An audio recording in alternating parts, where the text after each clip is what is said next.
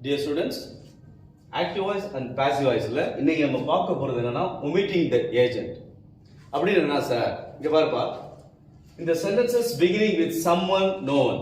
Sentence வந்து someone, somebody, no one, nobody, none அப்படி இருந்துச்சுன்னு சொன்னாக்க omitting the agentனு அர்த்தம். அதை omit பண்ணணும். எப்படின்றத பாரு, ரூல்ஸ் கொடுக்குற பாரு. Add not to the verb for nobody, none, no one.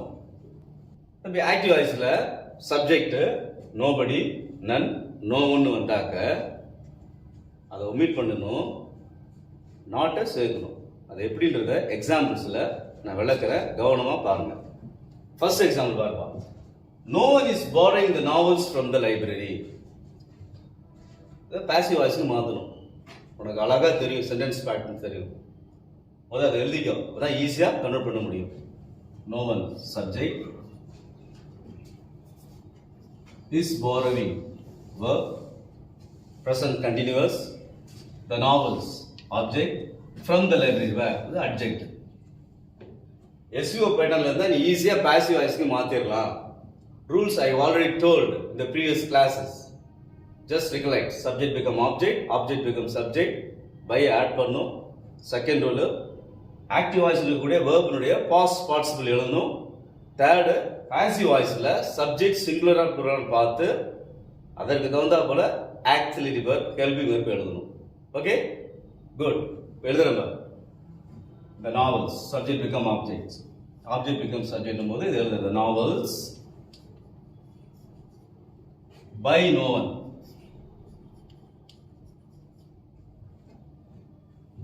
எழுதிட்டேன். செகண்ட் ரூல், is borrowing இருக்குது. இது present continuous. அப்போ பார்த்துன்னு சொன்னாக்க எப்படி எழுதணும்? பாஸ்ட் பார்ட்ஸில் எழுதணும், ஹெல்பிங் வெர்பு சேர்த்து எழுதணும். அப்போ பாரோயிங் இருக்கு. அப்போ வந்து என்ன, பாரோ தான். பாரோவுக்கு என்னுடைய பாஸ்ட் பார்ட்ஸில் என்ன வரும்? தேர்ட் ஃபார்ம் V3 வெர்பு என்ன வரும்? பாரோடு. இங்கே வந்து இஸ் இருக்கு பாருங்க. என்ன செய்யணும்னு பாரு, இஸ் எழுதிக்கிறேன். கண்டினியூஸாக பீயிங் சேர்க்கணும். பாரோயிங்க்கு பாஸ்ட் பார்ட்ஸ்னா பாரோடு. நல்லா கவனிக்கணும். இங்க வந்து subject singular, no one is borrowing வருது. Present condition no one singular. இங்க பாத்தீங்கன்னா இது நாவல்ஸ்னு வந்திருக்குது. அப்ப நாவல்ஸ்னும் போது இஸ் வரக்கூடாது. இங்க எல்லாரும் மிஸ்டேக் பண்ணி, அதுக்கான அதை எழுதுறேன். புரியுதா? இது தவறு. என்ன பண்ணுது இடத்துல? ஆர். ஏன் ஆர் போடணும்? the novels plural இருக்கு. the novels are being borrowed by no one from the library. adjective எங்க வேணாலும் எழுதலாம்.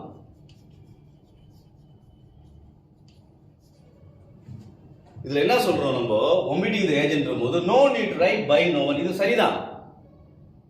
பட் நம்மளுடைய புக்ல omitting the agentல புரியுதா? இந்த பகுதியில் என்ன சொல்றாங்கன்னு சொன்னாக்க இதை விட சிறப்பாக just omit this, by no one எடுத்துரு. by no one எடுத்து எழுதுறேன் பாரு. the novels are being borrowed from the library. இது சரியானது. ஆனா இந்த சென்டென்ஸ் பாரு, the novels are being borrowed from the library. அவன் கொடுத்திருக்க சென்டென்ஸ் அப்படியே அர்த்தம் மாத்தி வந்துருச்சு. by no one இருக்கும்போது பிரச்சனையே கிடையாது. ஆனா by no one நான் எடுத்துட்டேன். ஒருவர் ஆகிலும் புரியுதா? புதினங்கள் லைப்ரரியிலிருந்து பெற்றுக்கொள்ளவில்லை. அப்ப இல்லைன்றது இங்க நான் சொல்லவே இல்லை. அப்ப என்ன செய்யணும்னாக்க இந்த omit the agent போது நம்ம ஏற்கனவே நான் ரூல் சொல்லிட்டேன் மதியா. nobody, no one, none வந்தாக்க என்ன செய்யணும்? நாட் சேர்க்கணும். எங்க சேர்க்கணும்? இங்க வா, இந்த வேர்புக்கு முன்னாடி சேர்க்கணும். Are not. இதான் மிக சரியானது. Suppose if you write like this, the novels are being borrowed by no one from the library, correct தான். ஃபுல் மார்க் தருவாங்கன்னு சொல்ல முடியாது. if you write like this, the novels are not being borrowed from the library, you will definitely get full mark. புரிஞ்சாப்பா? இதே மாதிரி ஒவ்வொரு சென்டென்ஸையும் நம்ம மாத்துவோம். அடுத்த sentence பாப்போமா? இங்க பாரு. nobody should violate the rules. the same one. this is subject, this is verb, this is object. apply the rule. the rules by nobody should violate இருக்குது. என்ன செய்யணும்? இதுக்கு இது வந்து பாஸ்ட் பார்ட்ஸ்ல எழுதணும்ல, பி verb போடணும்ல. அப்போ should violate என்ன மாறும்? should be violated.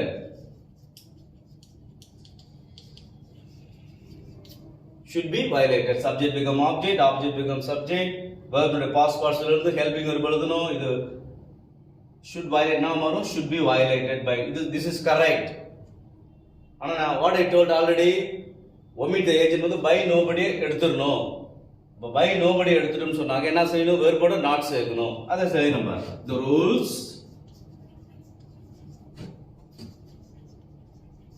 should not be violated by nobody எடுத்து. So இது சரிதான், மிக சரியானது இதுதான். The rules should not be violated. You will get full mark. புரியுதா? அடுத்த எக்ஸாம்பிள் பாப்போம். இப்போ அதிலே மூணாவது எக்ஸாம்பிள் பாருப்பா. Someone has to initiate it immediately. யாராவது ஒருவர் அதை எதையும் தெரியாது, எந்த காரியம் தெரியாது, உடனடியாக துவக்கிவிட வேண்டும். துவங்கிவிட வேண்டும் அப்படின்றது subject, this is verb, this is object, this is immediately adjunct. Has to initiate. இப்போ இங்க infinitive வந்திருக்கு பாத்தியா, to initiate infinitive வந்திருக்கு. அதுக்கு முன்னாடி என்ன பாரு, has present form. Okay, active வந்து present formல இருக்கு. So how to convert? This is very important. It's not like the previous sentences. Just listen carefully. So apply the rule. It வந்துரும், eat by someone.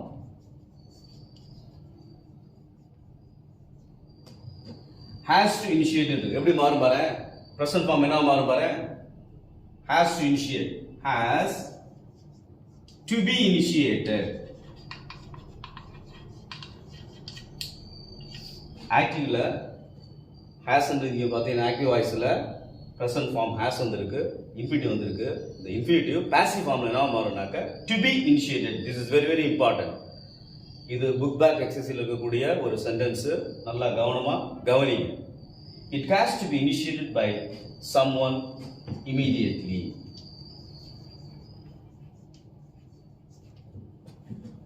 எழுதலாம், சரியானதுதான். ஆனா நம்ம என்ன பண்றோம், omit the agent போது no need write by someone, இதை எடுத்துட்டு எழுதலாம். It has to be initiated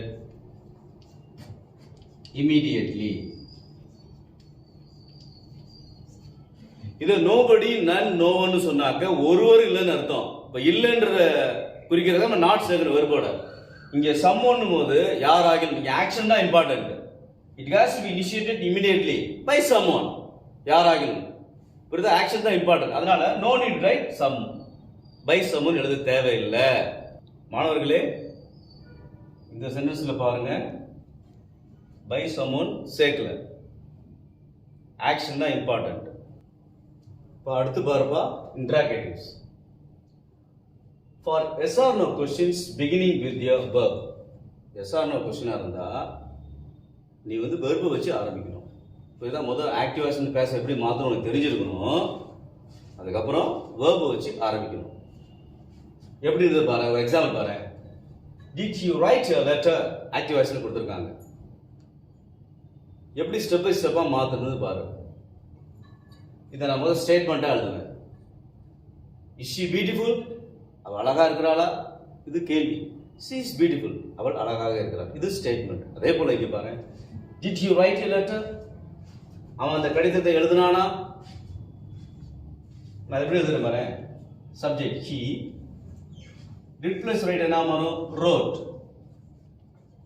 A letter அப்படி வச்சுக்கோ. ஏன் எப்படி எழுதுறேன், நம்மளுக்கு SVO pattern இருந்தா we can convert into passive voice easily. That's what I am writing this. This is subject, this is verb, this is object. இப்போ ஈஸியா மாத்திடலாமே. Apply the rule. என்ன ரூல்? the three rules சொல்லிருக்கல. object become subject, subject become object, by போடணும். எழுதலாம். a letter, a letter by him. wrote past tense. wrote என்ன tense? இது past tense. a letterன்றது singular. அப்ப singular past tense என்னது? என்ன helping verb போடணும், auxiliary verb போடணும், was. wrote க்கு past tense சொன்னா written. ஓகே? இதற்கு முந்தைய காணொளியில பாத்தீங்க சொன்னாக்க சிம்பிள் ப்ரெசன்ட் பாஸ்ட் டென்ஸ்க்கு சிங்குலர் ப்ளூரலுக்கு என்ன பி ஃபார்ம் வெர்ப் போடணும்னு நான் சொல்லி கொடுத்துருக்கிறேன். புரியுதா? Just recollect it. அப்போ ஏ லெட்டர்ன்றது சிங்குலர், ஆக்டிவ் வாய்ஸில் பாஸ்ட் டென்ஸ் இருக்கு. அப்போ சிங்குலர் பாஸ்ட் டென்ஸ் போது வாஸ் போடும். Okay? A letter was written by him. Sentence he wrote a letter கொடுத்ததா இது கரெக்ட். ஆக்சுவலா நம்மளுக்கு interrogative did he write a லெட்டர்னு கொடுத்துருக்காங்க. அப்போ என்ன பேட்டர்ன் சொன்னாக்க வேற ஒன்றும் கிடையாது. நான் பாரு என்ன சொல்லி கொடுத்துருக்குறோம், ஏற்கனவே நம்ம பார்த்துருக்கோம். Yes or no questions begin with verb. வெர்ப்ல ஆரம்பிக்கணும். எந்த வெர்ப்? ஆக்சிலரி வெர்ப் வரணும். இங்க ஆக்சிலரி எதுன்னு பாரு, வாஸ். அப்ப இதெல்லாம் முதல்ல எழுதணும். ஸோ வாஸ் a letter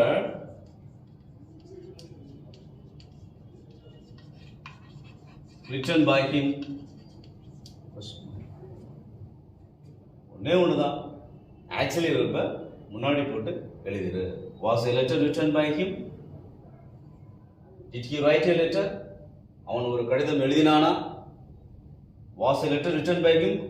கடிதம் அவனால் எழுதப்பட்டதா, எழுதி முடிக்கப்பட்டதா? That's all. Okay? For second example பார்ப்பா. Is he watching us? அவன் நம்மை பார்த்து கொண்டு இருக்கிறானா?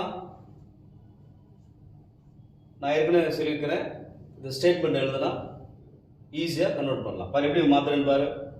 சப்ஜெக்ட் ஹி, இஸ் வாட்சிங் சேர்த்துறேன், இஸ் வாட்சிங் அஸ், இது ஸ்டேட்மெண்ட்டாக மாறி. அப்போ எஸ்யூ பேட்டர்னில் இருக்கு. So we can easily convert to passive voice. Us என்னவா மாறும்? வியா மாறும். ஓகே? இது ஹிம்மா இருந்தால் இங்கே ஹீன்னு வரும், ஹெர்ரா இருந்தால் ஷீன்னு வரும், தெம்மா இருந்தால் தேன்னு வரும். That you know already.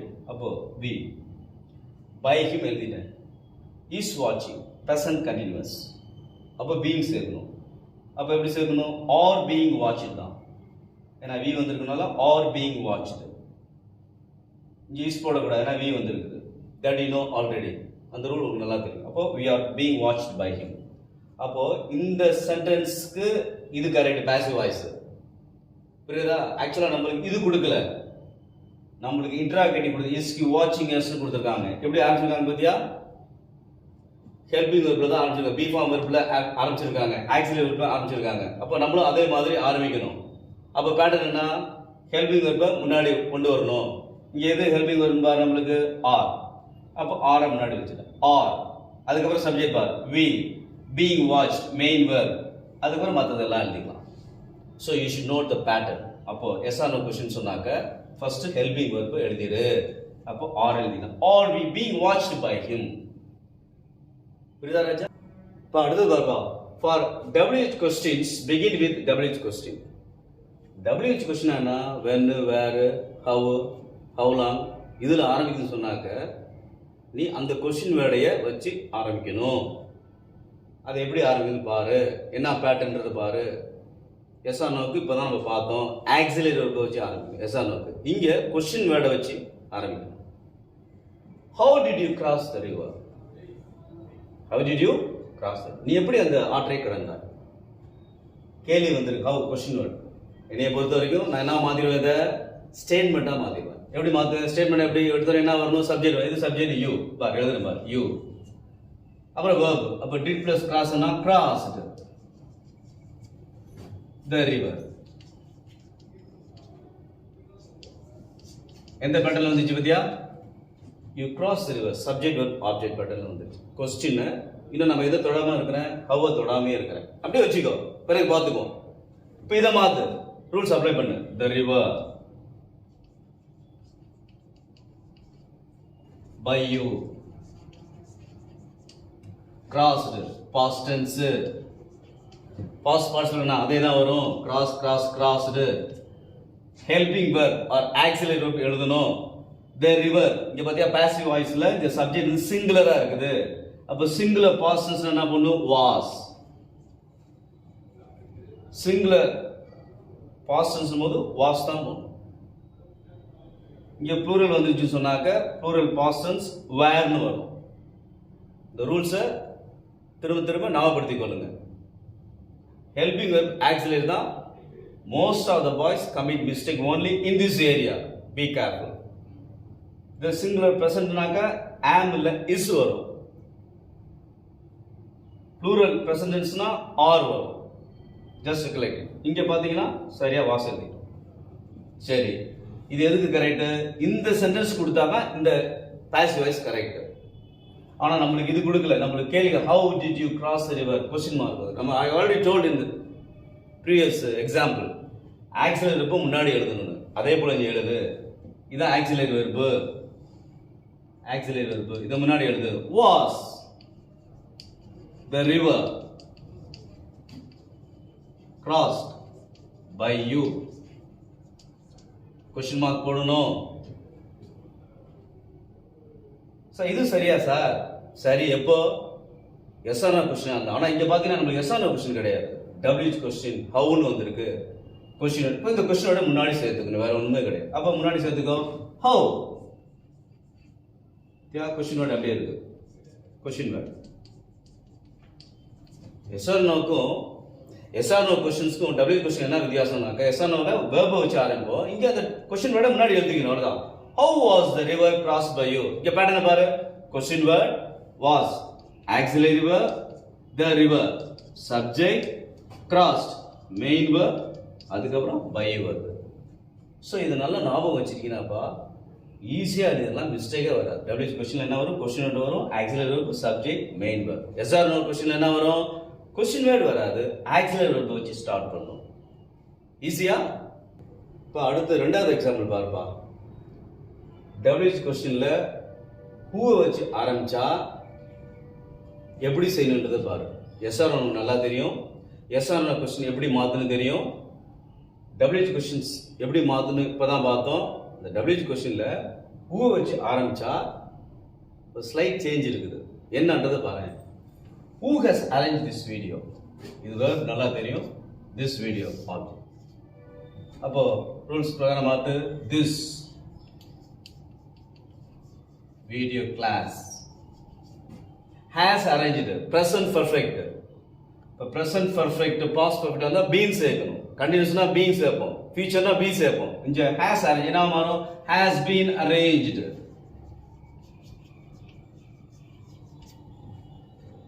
This video class has been arranged. இந்த who என்ன மாறும்னா by whom னு மாறும் ஆக்சுவலா.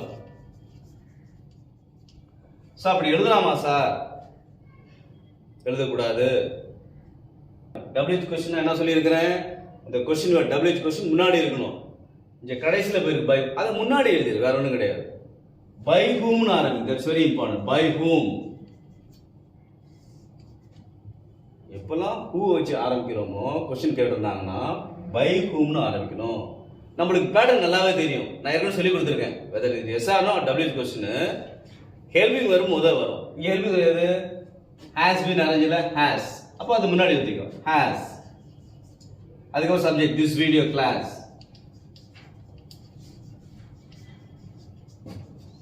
been arranged. by whom எங்க அத முன்னாடி எழுதிட்டோமே. அதான் சொன்ன ஸ்பெஷல் டைப். who வச்சு ஆரம்பிச்சாவே by whom வச்சு ஆரம்பிக்கணும். by whom. helping verb முன்னாடி கொண்டு வா. அதாவது auxiliary verb முன்னாடி கொண்டு வா. அதுக்கப்புறம் சப்ஜெக்ட், அப்புறம் மெயின் verb. இது auxiliary verb, இது சப்ஜெக்ட், இது மெயின் verb. மாணவர்களே क्वेश्चन பேட்டர்ன் வந்தாக்க இன்டராக்டிவ் வந்தா क्वेश्चन மார்க் போட்டுறணும், மறந்துட கூடாது. அன்பார்ந்த மாணவர்களே, இன்றைய நாளிலே நாம் ஆக்டிவ் வாய்ஸ் இன்டு பாசிவ் வாய்ஸ்ல omit the agent, nobody, no one வந்திருந்தா எப்படி மாற்றணும், somebody வந்திருந்தா எப்படி மாற்றணும், இன்டராக்டிவ் கொடுத்திருந்தாக்க எப்படி ஸ்டெப் பை ஸ்டெப்பாக மாற்றணும் அப்படின்றத பேட்டர்னோட நான் டிஸ்கஸ் பண்ணியிருக்கிறேன். தெளிவாக புரிந்திருக்குன்னு நான் நம்புகிறேன். மாணவர்கள் உங்கள் புக் பேக் எக்ஸசைஸ் எடுத்து செய்து பாருங்கள். ஒர்க் புக் எக்ஸசைஸ் வச்சு ப்ராக்டிஸ் பண்ணி பாருங்கள். கிராமரை பொறுத்த வரைக்கும் practice it regularly. then only you can understand the grammar easily. மீண்டும் அடுத்த காணொளியில் சந்திப்போம். நன்றி, வணக்கம்.